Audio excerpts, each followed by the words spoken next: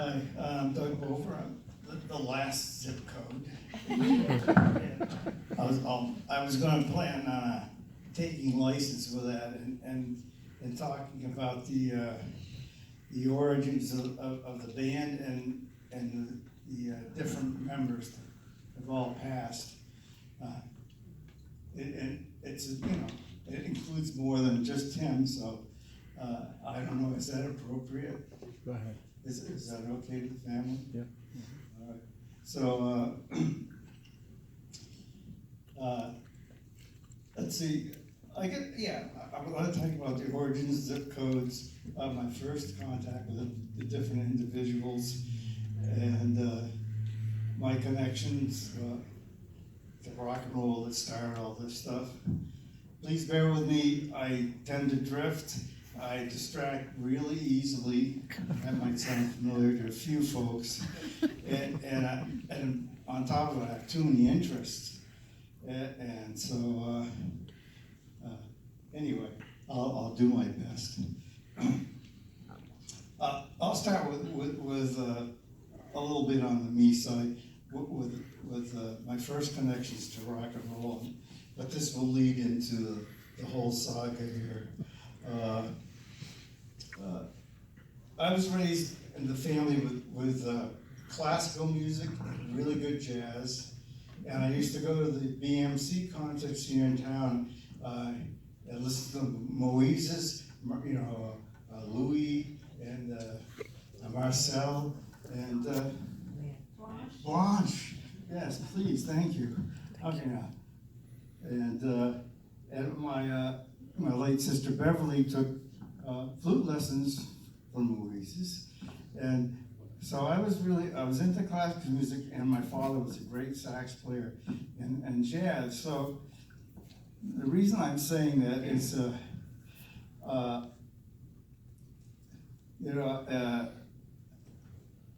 they really had a large impact on my musical soul, and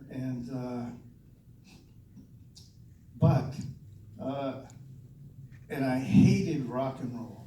At one point, I had an aversion to rock and roll. I would not go near it, and it was pulling here and there. And then, I resisted that, and then Little Richard, Jerry Lee Lewis, and Everly Brothers too. That just drew me in, and so resistance was futile. I picked up a guitar someplace along the way, and I had been taking piano lessons, but that was a bit frustrating for me, and so I had this guitar I started picking up, and then there was this 45 RPM record by the Ventures, and the B-side there was a song called McCoy on it. And I started playing this real simple song, and I played the guitar line, but I also started playing the bass lines too. And we didn't have a 45 RPM, we only had 33, and so the thing was going slow. And so it really has kind of a grind to it. If you're ever slow, down just a guitar, it's great. Like I said, I digress here. So now this song McCoy, as it turns out, I just found out recently that Rick Derringer of the McCoys actually did the same damn thing. He played that record. That's what got him playing guitar, and then he named the band the McCoys after that record. It blew my mind. I was up on YouTube or something watching him, and out of curiosity, yeah. And so they did Hang On Sloopy. I don't know. People probably don't go back that far. Some of us do. Proud to go back that far. We're proud. So that was Hang On Sloopy, and it was the Ventures, and I was into instrumental music anyway. So to this day, there are many other famous players that won't admit that they learned a lot from the Ventures or played played their stuff. I don't know why, but now I'm trying to make a long story short here, but I hope we have time. My cousin Paul Nato, who's an absolutely great piano player, along with Richard Erickson here, the two greats. And Ralph Kotkoff was a great piano player too, for rock and roll, and Boogie Woogie, as we used to call it. Cousin Paul, man, he could knock that out. He could do the Jerry Lee Lewis stuff too, just amazing. So anyway, he drove by the house, and we would play the McCoy together. He liked our Baldwin upright piano, which was great because I lured him in, and so we did that for a while, and that's how I got into this Valiance band. But before I get there, I'm trying to get to the shorter part here.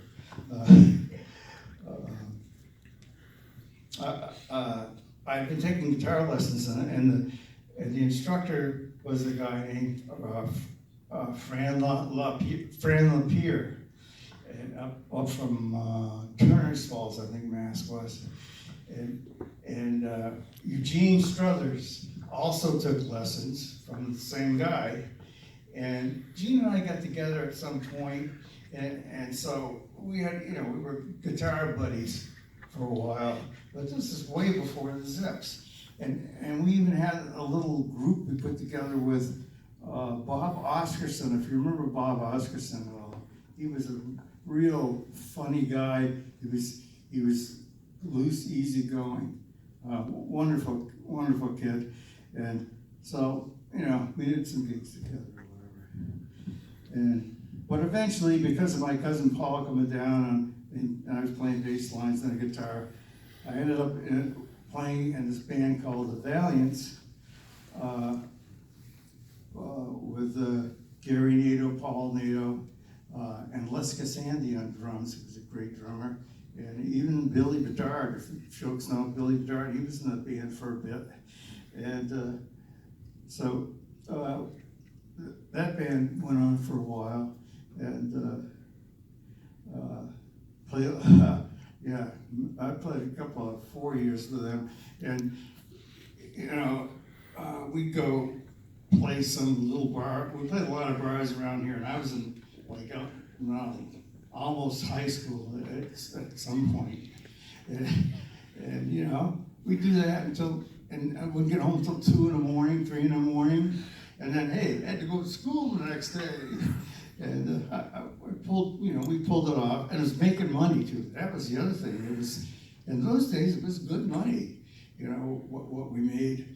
And so I became, I think one of the reasons I'm a night owl, I wake up late, and I don't really get going till the afternoon. And nighttime, I love the nighttime, I crank. But anyway, like I say, I'm digressing again.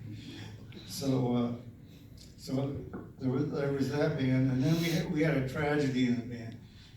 The drummer, Les Cassandi, he fell asleep on Route 91. I think he was headed up Bells Falls, and he hit edge of a bridge abutment, and that was the end of Lester. That was it still makes me sad. He was a really good drummer. So we needed a replacement drummer. And so Timmy was a replacement drummer. But a little bit before that, though, I have to tell you, I want to visit Charlie Plummer for a moment. And with the Valiants, we were playing at Latches Hotel, and there was a little lounge down there. And one day, Gary says, "Hey, come on, I want you to meet somebody." So I go out in the street, and there's Charlie Plummer, who I'd never met, didn't know nothing about him. He'd been in the service. He just got out of the service. He had a great voice. I mean, a really great voice. And I didn't know that either. He was like hidden. But I think he was enjoying, he appreciated his freedom more, and freedom for being in the service. And knowing Charlie, I don't know how he didn't get court-martialed or something and kicked out, because he was as independent as Eugene Struthers or even and Timmy to a certain degree. And so he was on the street and he had pounded the top of his Bover sedan, big dents in it, and he was crazy like that, but he was a little bit, I wouldn't say crazy, but he had a lot of ideas, and I think he was ahead of his time. He was a bit of a wild man, but he came up with these ideas, and he eventually, after the band, he settled down. He was really straightforward, domestic life. He got married and everything, but that was first to Charlie. So backing up to when Timmy became a replacement drummer for the Valiants. But Timmy was, when Timmy, like you said, when Timmy put his mind to something, or he had this idea, forget it. I mean, that was it. And he was a bit of a conniver. I want to put it pleasantly. He could scheme and move things in the back, and you get part of the picture of what was going on, but not the whole picture with what he was up to. So, the long and the short of it, he wanted to form his own band with Charlie, Gene Struthers, and myself, and which so we cousin Paul, cousin Gary Nito got voted out of the band. Paul, because of his brother, would not stay in the band because he got voted out. And I was torn because I owed a lot to Gary and Paul. I felt a lot of debt or whatever, and I felt bad about that at first, but that's the way, that's the way the zip codes were formed. So that's how the forming of the zip codes.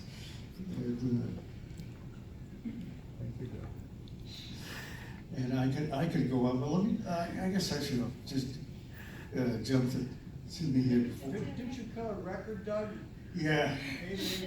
Yeah, we did. Oh, now the great thing about the zip codes was Mike John was the manager, and he really had some good ideas. He knew how to promote things, and we didn't really realize it that much. And I didn't realize much in those days. I floated. I just liked to play music. I never paid attention too much about what was going on, yeah, we cut this record, and it was doing well, and the band was doing well,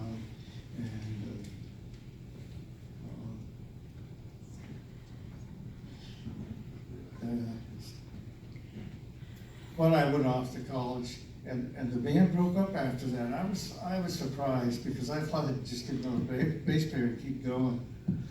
But yeah, we had Mike John was our manager. Rick John was our companion, a bit of a roadie, and then there was Bob Simon, who was he was a chaperone, made sure we behaved ourselves. Forget Charlie and Eugene in those days. Timmy and I, no, we were pretty much. But those two guys, they lived the rock and roll life there a bit until later. So, but Timmy was. I loved him. He was so alive, not alive. He was the energy with Timmy. With all that food, he had to have super high metabolism because he just go for food. And he'd come over sometimes, maybe in our front yard with a grill. Hey, you gotta try that. You gotta try that. I remember that a couple times. And, you know, it was a pleasant surprise, but that, you know, that was Timmy. And, he get, you know, you get those ideas and he would just go, but it's high energy and his perception of things was totally different. And I was used to kind of laid back kind of thing. But yeah, to me it was a different story. And you know, within passing, I get all this stuff is it's been coming up, and I spoke to him on the phone a couple of times over, let's say, the last 10, 15 years, and we were going to get together a couple times in Connecticut, but for one reason or the other, it got canceled. And over the phone, I just looking at his picture over there, I was visualizing that Timmy, I'd last seen in the 70s, well, in the 80s for a reunion, and it was the same guy though. I mean, over the phone was the same guy, and we like I say, you get in a conversation with Timmy, and it was like, we got an hour go by or whatever, and then suddenly, he had to do something or whatever. So I hope I paid him his respect. Love the guy. I'll wrap it up. Thank you, Doug.